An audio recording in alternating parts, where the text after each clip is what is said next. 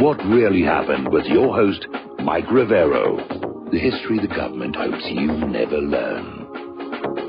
Here is your host, Michael Rivero. And aloha, America. Welcome to our show today. It is Friday, March 31st, 2017, end of the week, end of the month, and tomorrow, of course, is April Fool's Day. We don't do that sort of thing around here for the obvious reasons. We have lots of stuff to talk about today. The phone lines are open, 800-313-9443, 800-313-9443. Mike is in our control room, twiddling the dials, keeping us out of trouble, ready to answer the phone when you call on in. And, of course, today being Friday in hour number 3, the lovely Lady Claire will be joining us with her unique perspective on the world. Now, getting right on into it, there's been a fire and bridge collapse in Atlanta, Interstate 85. Fire started. They still don't know what started the fire, but it burned for 20 minutes, and then the bridge overhead collapsed. And I'm waiting for Rachel Maddow to come on and insist that she found Vladimir Putin's cigarette lighter near the blaze, the way the corporate media tends to do these things. There's been an interesting development in this whole Hillary Gate, email gate, whatever you want to call it. And apparently Chuck Grassley has revealed that Secretary of State Hillary Clinton and 6 of her aides still have access to top secret and classified information. Now, the way the rules are supposed to work, when you are involved with anything involving classified information, you have to be vetted, you have to get a security clearance, you then have to follow the rules on the proper handling of the classified material, which Hillary didn't. She was very careless. I mean, that's what she is saying. I think something else was going on. But for the moment, we will stipulate that Hillary Clinton is a very careless person with classified information. Then, when your job is over, you surrender that information back to the originating body, or you certify its proper destruction. And your security clearance at the higher levels is revoked. It can be reinstated, but it's revoked. You're not supposed to have access to classified information if you're not in a job that requires it. And Grassley has now basically blown the whistle that Hillary Clinton and 6 of her aides, after she stopped being Secretary of State, still had access to top secret classified information. Why? That's a very, very big question. If she's not Secretary of State, if she's a private citizen, which is technically what she is while she was running for the office of president, she's still a private citizen today. She should not have access to any of that information. What is she doing with it? Now, for me, the big unanswered question remains. If Hillary Clinton, while Secretary of State, was selling classified secrets to foreign interests using her weak email server, her private email server had very weak security on it, and the Guccifer had basically said when he was inside Hillary's server prowling around, he saw 10 foreign IPs logged in at the same time, just prowling around looking for things. So was Hillary selling that material? Was she using her charitable foundation to collect the payments? And it certainly wouldn't be the first time, because the Clintons did this back in 1994 with the Chinagate scandal. And now we're finding out that even after she is no longer part of the State Department, no longer officially a part of the government, she retained her access to these top secret and classified documents. Sounds kind of suspicious to me. All right, we're going to go ahead and take a phone call. Al in Canada, aloha. Welcome to the show. What's on your mind? Hi, Mike. I hope you and Claire are well. We are doing fine. Great. Just a couple of quick things. The last couple of days I wasn't able to reach your website. I had to use a proxy. So I had to go into my router and change my DNS settings. I was wondering if you could maybe post something about that. Well, here's the problem. We're under pretty heavy server attack, and I do have an automated system I put together, and sometimes it will erroneously flag somebody as a hacker who's merely hitting the server too hard. So go to whatismyip.com and email me the number that it shows you, and I'll make sure that you're not in the filters, okay? Okay, I appreciate that. Also, you have that website stating that poll for Hillary and Trump. Yeah, they changed the poll right after I ran the story. Well, it's actually worse, Mike. I went into it about 3 or 4 times, and one time it was at like 15,030, Trump was at 20, and I went into it again, it was at 1515, and Trump was at 19. So they're deliberately shaving the numbers. Of course they are. Of course they are. It's corporate media. What are you expecting? The whole thing was BS. That's exactly what we expect. Yeah, that's exactly. So, yes, the corporate media is lying to us again. Oh, and in additional news, the sun came up this morning. Yes. Thank you very much, Mike. I appreciate your time. All right, thank you very much. We're going to let you go here, do a quick shout-out to our on-air affiliates who are just now rejoining the network. We're going to be talking about that poll over at MSN a little bit further down on the talking point list here. But apparently Fox News is now reporting, apparently they have had somebody come to them who's a very highly placed source, not in the FBI, but very senior in the intelligence world, needs to stay anonymous so that they don't wind up in Fort Marcy Park. And basically saying that this unmasking of the names of people inside the Trump administration had nothing to do with national security. It's all about politics. And basically saying, the spying and surveillance started before Trump was even the official GOP nominee.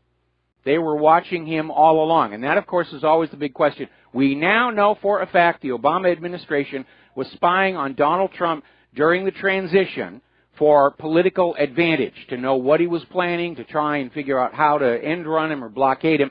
And now the question is, were they spying on him during the campaign? And with this Fox News report, it looks like the spying on Donald Trump began even before he became the GOP nominee, before he won the primaries. So, yes, they were spying on a rival political candidate. This is Watergate all over again.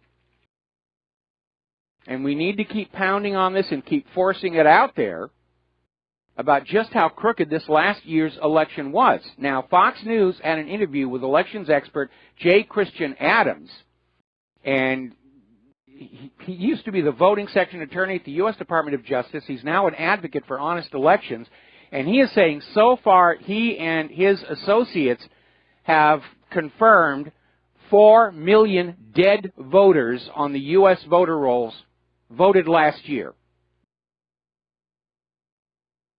So between the 4 million dead voters, the 3 million illegal immigrant voters, Hillary's claim that she won the popular vote has just evaporated. Now, a very interesting little question being asked by Investment Watch blog. Is Russia interfering with the U.S. political system, or is it Israel? Yeah. Go on over and listen to those speeches at the AIPAC conference. Israel is openly tampering with our elections. They will pour huge amounts of money on pro-Israel candidates. They will move to get non-Israel supporters ejected from Congress. Just look at Cynthia McKinney. Everyone's screaming about possible Russian interference in our election system, and Israel's doing it out in the open.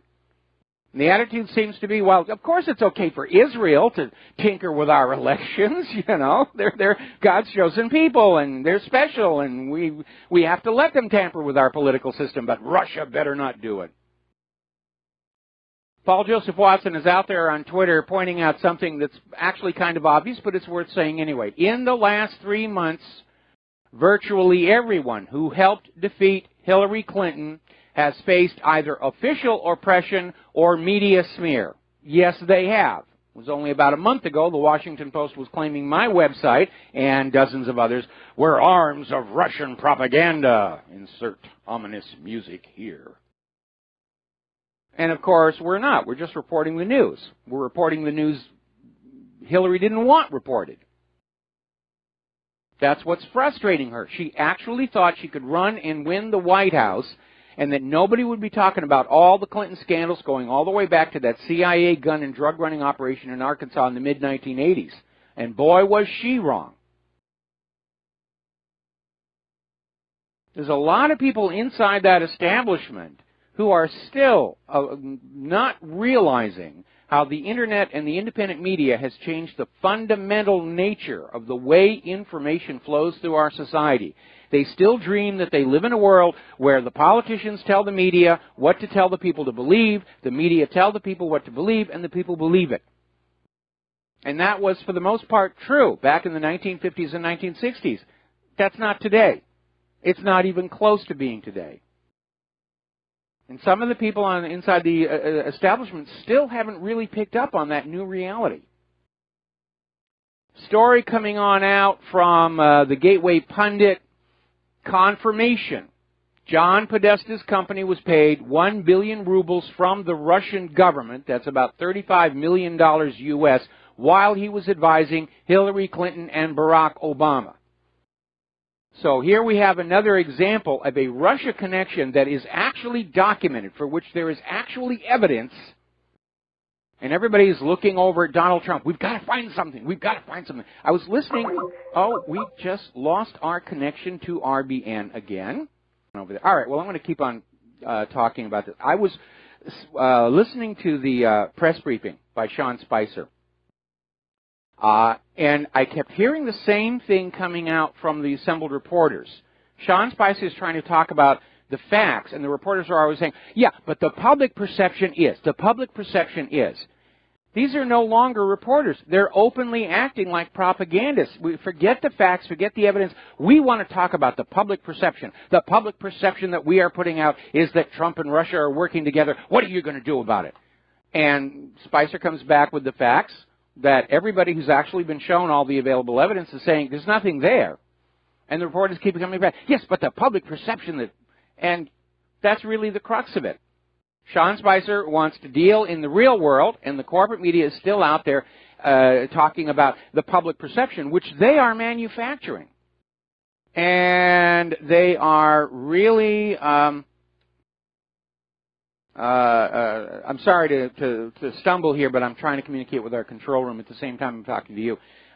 But they really are the embodiment of this idea of the post-truth world. They've even got a label for it. And the idea is we should all get used to the idea that we live in a society where truth and facts don't matter anymore. What's important is what we get you to believe, what your perceptions are. And if we control your perceptions, we control you. No, you don't, because I tend to be a person who looks at the facts and the evidence rather than what a talking head will say to me. Okay, something must have gone really wrong over there at RBN, and I don't know why. Everything else seems to still be working here. Yeah, we're still on the air on BAM user. Okay, I am not getting any reply at all from RBN, so we'll just wait until they come on back. All right, so BuzzFeed is now being sued for defamation regarding Russian interference in U.S. election. Actually, to be more accurate, they're being sued for publishing that discredited report from that British spy that Donald Trump and 2 prostitutes were doing golden showers in the presidential suite at the Moscow Hotel. Completely discredited. Never happened. But BuzzFeed ran with it because it makes Trump look bad. And so now they are being sued.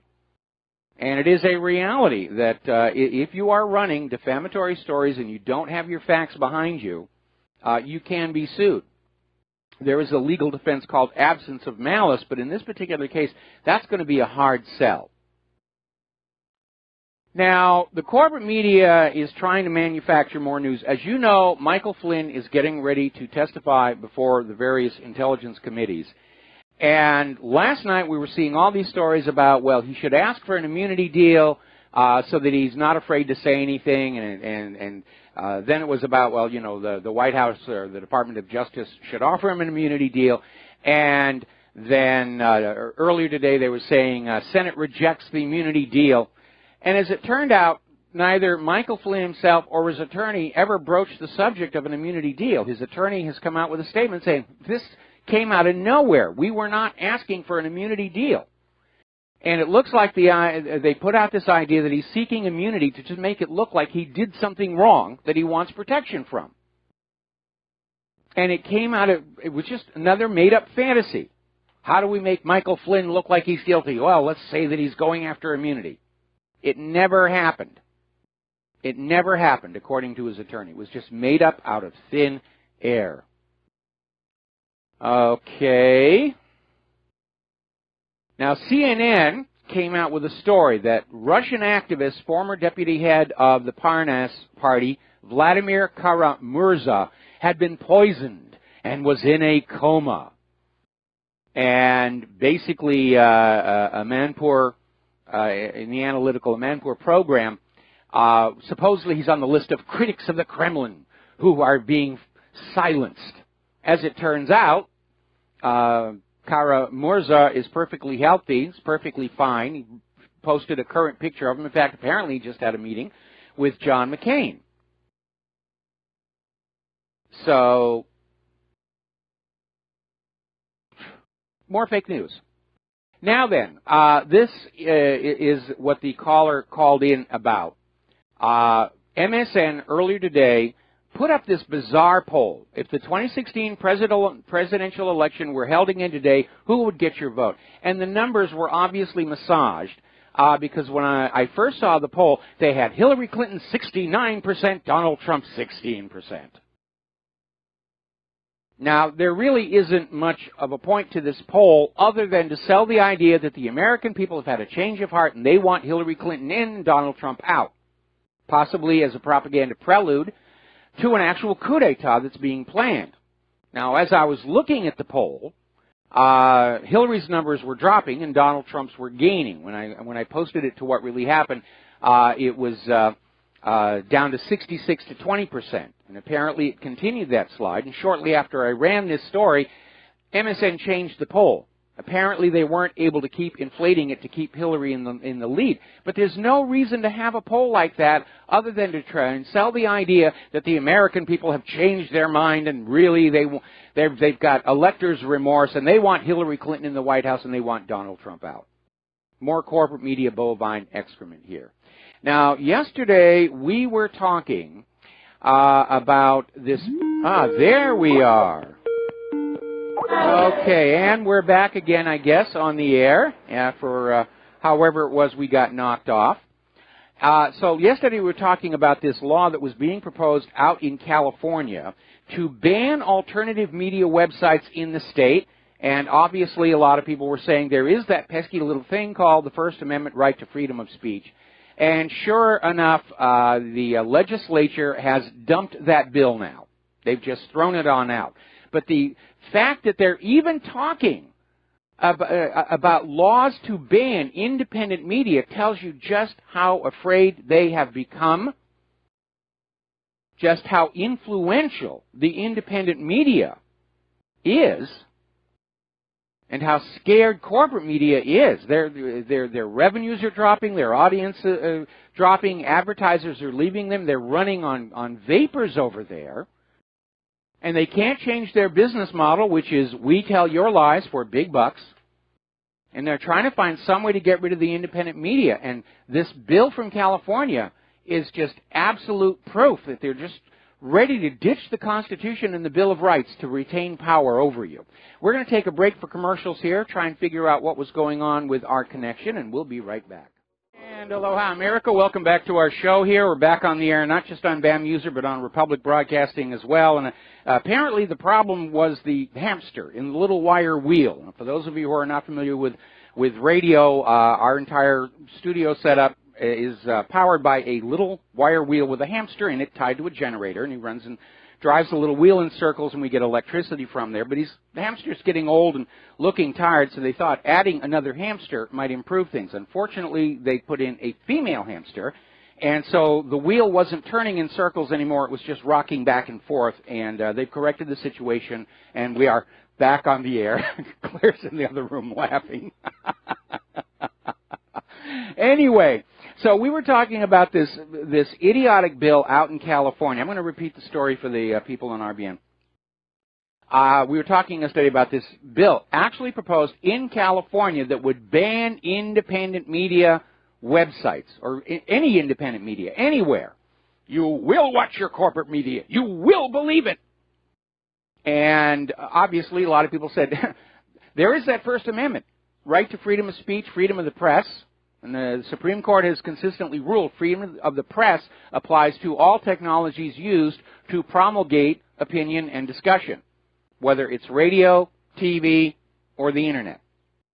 So the California legislature has now ditched that bill. But as I was saying before, the mere fact that they were trying to put such a bill through shows you how afraid the establishment has become of the independent media and how influential the independent media really is. So, there we are. Now then, let's turn over to the war zones, emphasis on the plural.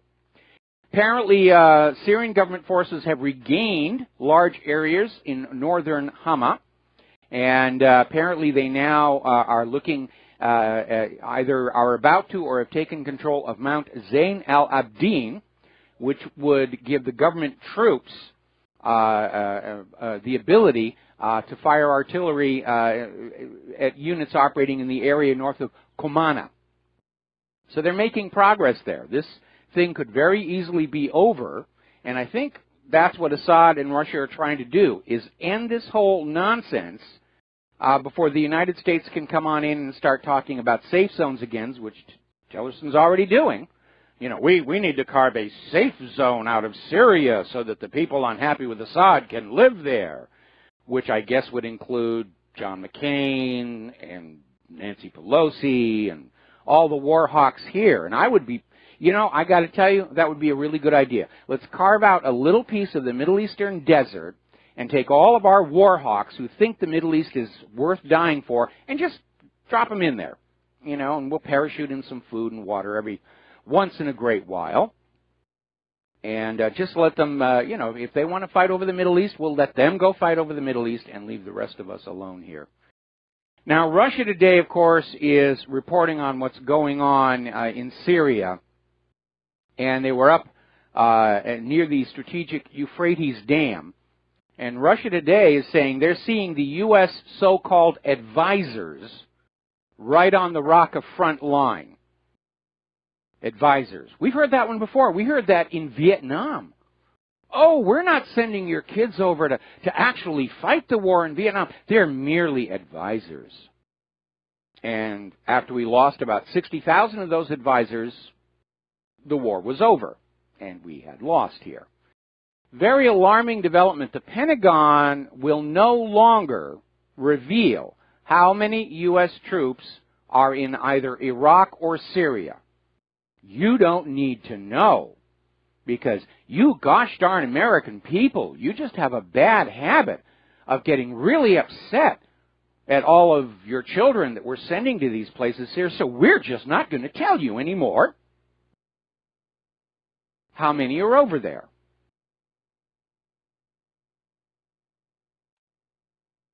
Which tells us they're about to do a major escalation here. Now, the European Parliament did a fact-finding trip down to Syria, wanted to see for themselves if things were as horrific as reported in the Western media, and to nobody's surprise, found that the reality in Syria completely contradicts what is being reported in the European and American corporate media. And they were shocked by the scale of Russia's humanitarian aid into that country. All right, we're going to take another break for commercials here. We're going to get some vitamins into that giant mutant hamster, and we'll be right back. And aloha, America. Welcome back to our show here. And I got an email request to finish the story I was on when we had our little hamster outage. And that was about John Podesta's company. It being confirmed that his company got $35 million from the government of Russia while he was advising Hillary Clinton and Barack Obama. And the point I was trying to make there was we still have the corporate media and the liberals desperate to find something that links Trump to Russia so they can say he's a Russian agent, and all the while just ignoring as hard as they can all of these links between Podesta in Russia, Hillary in Russia, And really, the bias and hypocrisy is just really very, very obvious. There are real cases of collusion between Russia and U.S. political figures, and they're trying to make one up about Donald Trump. Now, getting back to the war zones here, yesterday we were talking about how Tillerson had made the comment that the future of Bashar al-Assad is going to be left up to the Syrian people. And apparently John McCain just flipped out at that. And he's now angry at Rex Tillerson for saying Assad can stay, and McCain is out there saying Assad should go, Assad should go, Assad should go. So I think over in Syria, they might be asking the question, is America interfering in Syria's politics? And I think the answer would most assuredly be yes. And that's another double standard. Because the U.S. is always interfering in other countries' politics, rigging their elections at least 81 times that we know of since the end of World War II, coup d'etats in countries, more than 50 attempts since the end of World War II, succeeding about half the time. And yet, the mere suspicion that somebody from outside might be tinkering with our political system, except, of course, for Israel, is a big, horrendous crime. Oh, my goodness, we can't have an outside country interfering with our politics, except, of course, Israel. So the double standards are really getting very, very obvious. Now, over in Mosul, as you know, the campaign over there has resulted in a huge number of civilian casualties, to the point where the Iraq forces have declared a temporary pause to allow the civilians to be evacuated before any more fighting takes place. And it's a big, big problem. Of course, here in the United States, the attitude is just get used to the idea that civilians are going to be killed in our wars. It's a small price to pay to bring democracy and humanitarianism to the people of Iraq. We're going to bomb those people until they're humane. Tillerson is also out on the warpath again against Russia, saying that the U.S. will maintain all Ukraine-related sanctions on Russia until Crimea is returned. They're still out there with this nonsense that Russia stole Crimea.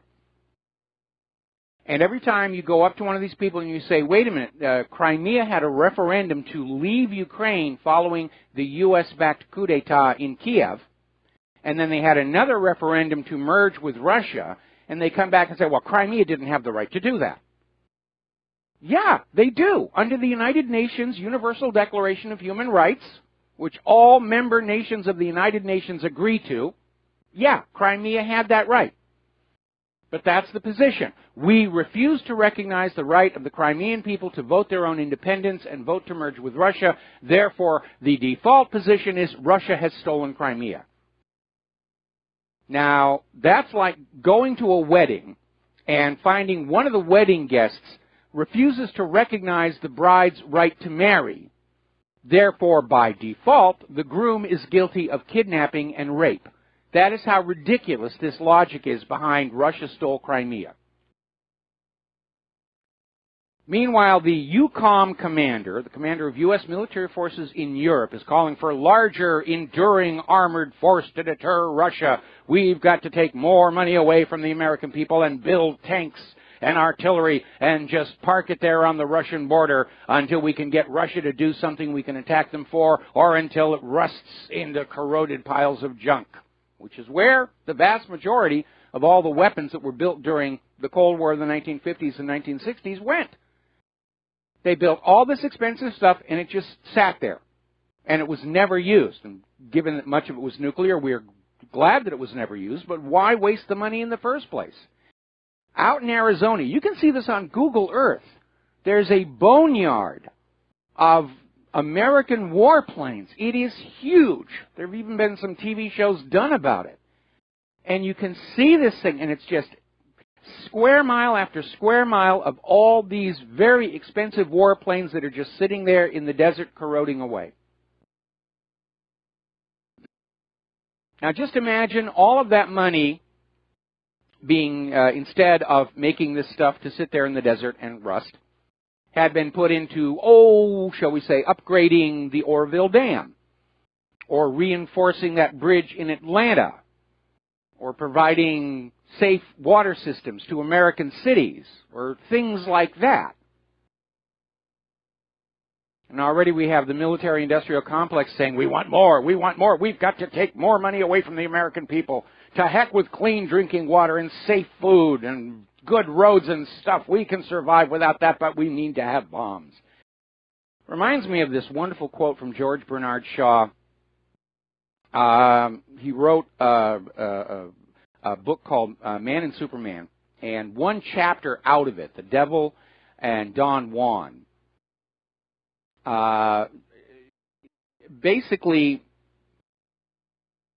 it's a standalone piece. It's often done as reader's theater. And there's a wonderful quote in there. There's nothing in man's industry but his greed and his sloth. His heart is in his weapons. And unfortunately, that is sadly, sadly true. And there's a lot of greed tangled up with it. It's a wonderful scam. You create a threat. Russia's coming to get you. I remember the propaganda from the 1950s and 1960s. The commies are coming to indoctrinate you. No commies ever showed up at my door. When I finally actually met some people from the Soviet Union, they were pretty cool people. And the military-industrial complex took vast sums of money away from the American people, money that could have been spent on making our lives better. And they built bombs, and they built rockets, and they built airplanes that just never worked. Because they didn't need to. The scam all along is, we're going to build all this stuff, and it looks really impressive. It doesn't have to work, because we're never actually going to use it. And that's why today we have wound up with things like the Independence-class littoral combat ship, severe corrosion problems. The lead ship has already been dry docked to replace part of the hull. The Freedom-class littoral combat ships, drivetrain problems. The Zumwalt stealth, we hope, destroyer, drivetrain problems. The F-35, the F-22, the Gerald R. Ford may never actually be usable in combat. But they all soak up vast sums of money, and everybody who's in on that little scam is making their little piece of the action. And it's time to bring it to an end. Here's the reality of what's going on. We don't need to project power across the globe for reasons other than greed. We're always hearing, better to fight them over there than have to fight them in our streets. They'll never get to our streets. We've got 2 oceans protecting us and a nuclear arsenal. All the Department of Defense needs is the nuclear arsenal. They don't need any of this other stuff. Somebody annoys us, we drop a tactical nuke on them. And everybody will calm down afterwards.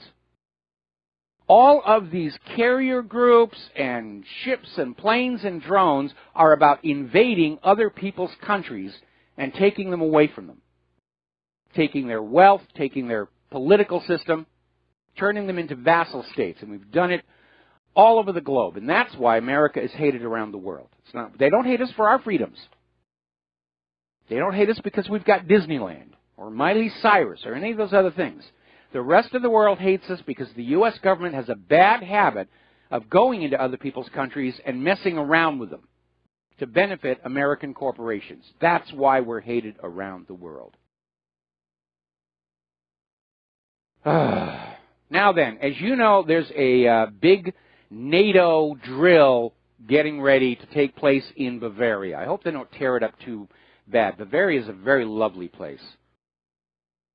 And those tanks have a bad habit of really churning up the lawns. But apparently, Germany is now recruiting Russian-speaking actors for the military drills in Bavaria. They want to get the soldiers used to hearing the Russian language because we have to deter Russian aggression. I'm sorry, who is it who's rehearsing to fight against the Russians? Over in Russia, I don't think they're having drills where they're hiring people who speak Bavarian to play the OP4. It's very obvious who the aggressor is in this new rush to a new world war or a new Cold War. Actually, this war is already pretty hot in Iraq, Syria, Libya, Yemen. Afghanistan. Now, there's a new development that I hope will give military planners a bit of a pause. It probably won't. What they'll do is scream is, we need more money to counter the new threat. Russia has been developing a new anti-ship missile. It's called the Zircon, and it is very potent. It flies at almost Mach 6. It's a hypersonic missile. I was looking at a video of it, and it looks like they've managed to field a working scramjet. And apparently it carries a warhead sufficient to destroy an entire aircraft carrier with a single hit. And it has a range that will allow it to be launched from outside the current standard defensive perimeter around a carrier battle group. And that is really a game changer. Apparently they've had a successful test flight, and they're going to be putting that into production. When you look at what Russia and China are producing, because their goal is making working weapons, not just looting the public for the military-industrial complex, I really do not think the United States can win an actual war against Russia or China. And that's a really good reason not to start one. Apparently over in Ukraine, in the city of Lutsk, the Polish consulate was attacked with an RPG rocket. Everybody's pointing fingers. Ukraine is saying it's Kiev Nazis, and everybody's blaming the Russians. It's amazing. Now, new development. Apparently, one of the regional parliaments in eastern Germany is planning to officially recognize Crimea as being part of Russia.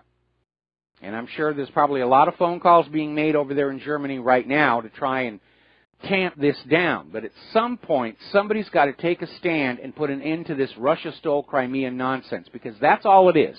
It's a load of nonsense. And we're risking a world war by continuing on down this path.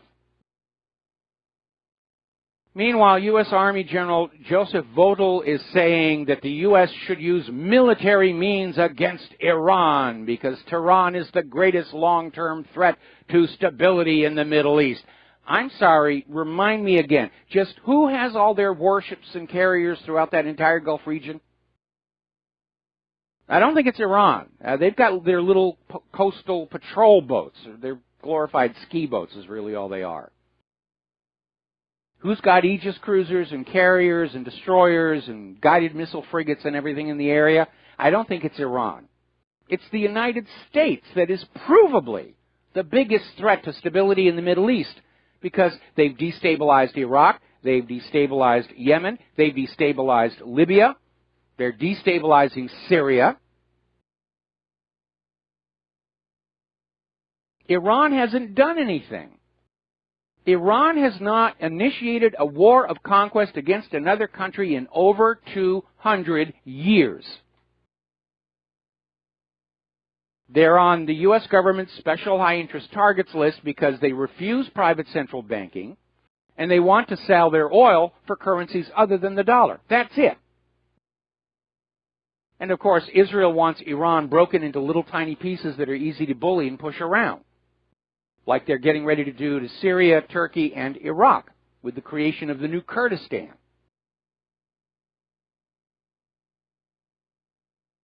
Even Tehran has come out and said, you know, maybe if you want things to calm down and be more stable in the Middle East, the U.S. should get its assets out of the Persian Gulf.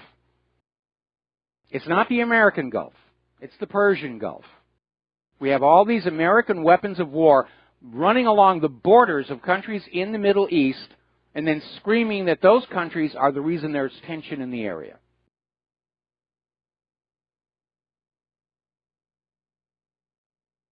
Now, the U.S. is warning China that they are losing patience over North Korea. The U.S. ambassador to the United Nations said China can and must do more to force North Korea to halt its nuclear and missile programs. This is coming from Nikki Haley. Well, China has already said that they're not at all happy with North Korea. But China has this idea that maybe countries ought to be allowed to kind of just sort of do what they're doing.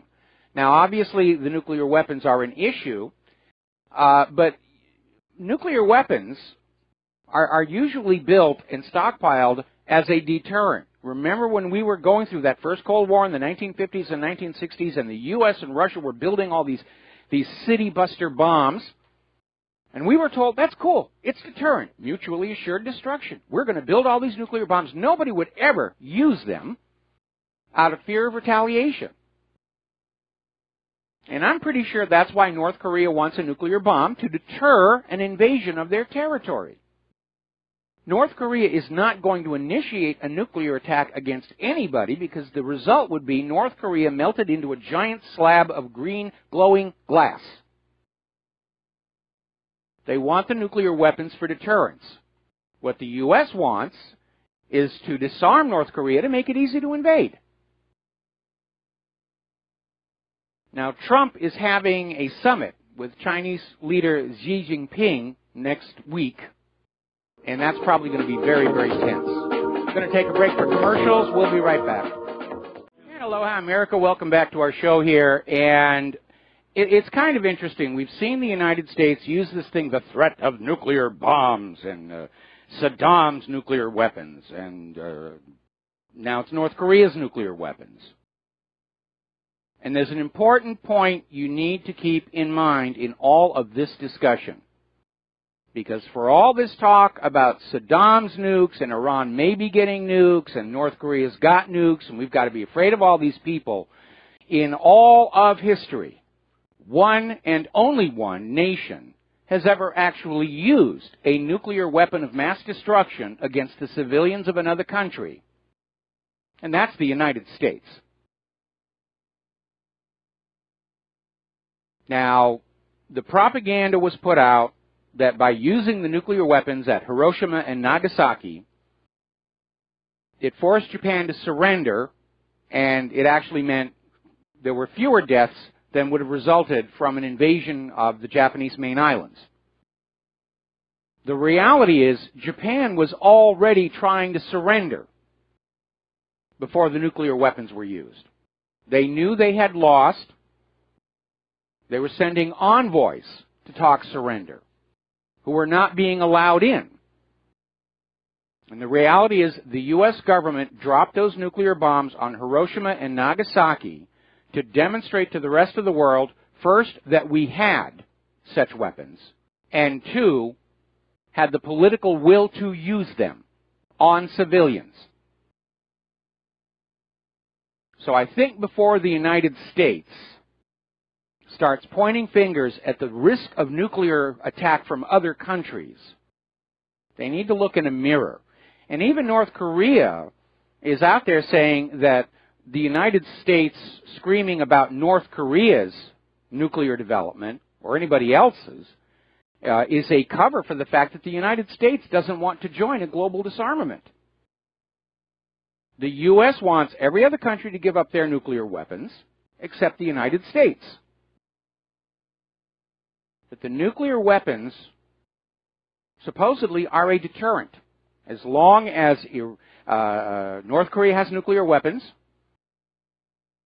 it's going to make it very hard for anybody to successfully invade them. North Korea won't even have to use the nuclear weapons for that deterrent effect. If Iran gets a nuclear weapon, the same thing applies. They won't have to use the nuclear weapon. Its mere presence will discourage foreign invaders. It's exactly the same thing as having a gun in your house and everybody in the neighborhood knowing you have guns in your home. It discourages somebody from trying to break on in and steal what does not belong to them. I don't have a problem with North Korea having nuclear weapons. They're not going to initiate a first strike against anybody. Why give up that deterrent value? Because once you've used the nuclear weapon and no longer have it, there's nothing protecting you from a retaliatory strike. Just think these things through and you'll realize what a total load of bovine excrement all this nuclear North Korea stuff is. We'll be right back.